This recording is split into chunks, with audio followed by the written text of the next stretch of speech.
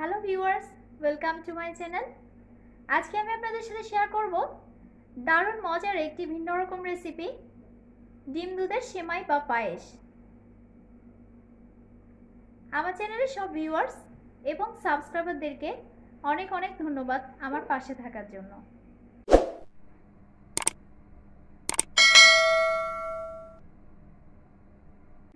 প্রথমে আমি নিয়ে নিচ্ছি বড় কাপে 3 কাপ লিকুইড দুধ।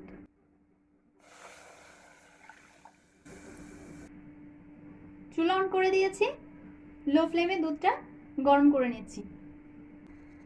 দুধ গরম হয়ে গেলে আমি half cup powder milk add করে দিব।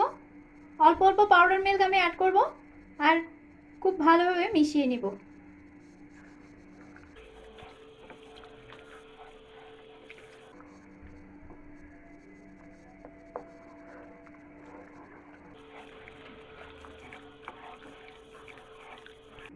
দিয়ে দিচ্ছি দুটো তেজপাতা,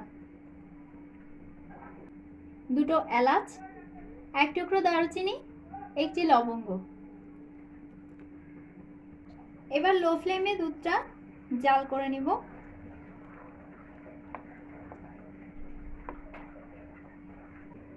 আমি 3টে ডিম ভেঙে নিয়েছি।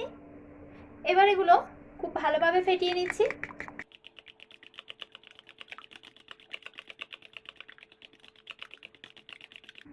ডিমগুলো আমি খুব ভালোভাবে ফেটিয়ে নিয়েছি। দুধটা আমি বয়ল করে নিয়েছি। এবার দিয়ে দিচ্ছি কিছু কিশমিশ।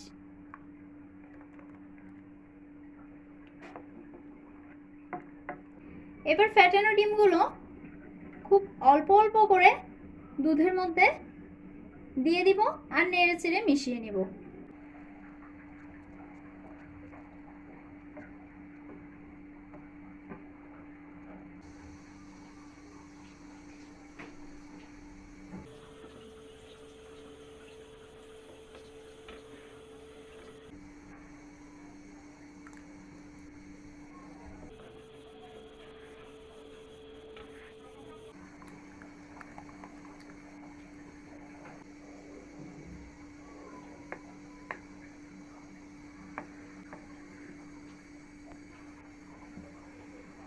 এবার চুলার জাল একটু বাড়িয়ে দিয়েছি। আস্তে আস্তে নেড়ে ছেড়ে দুধটাকে একটু ঘন করে নেব। দুধ আর ডিমের মিশ্রণটা আমি জাল করে ঘন করে নিয়েছি। এ পর্যায়ে আমি অ্যাড করে দিচ্ছি হাফ কাপ চিনি। চিনিটা অনেকেই প্রথমেই অ্যাড করে দেন। আমার মনে হয় এটা এ পর্যায়ে অ্যাড করলেই ভালো।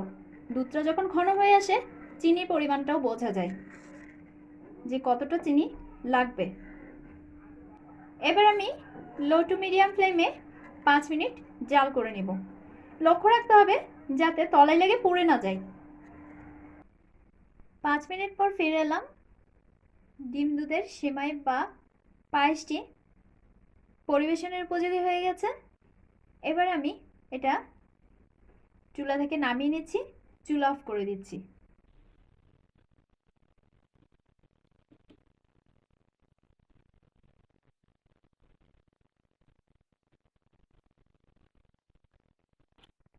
তৈরি হয়ে গেল ভীষণ মজার ডিম দুধের সেমাই বা পায়েস।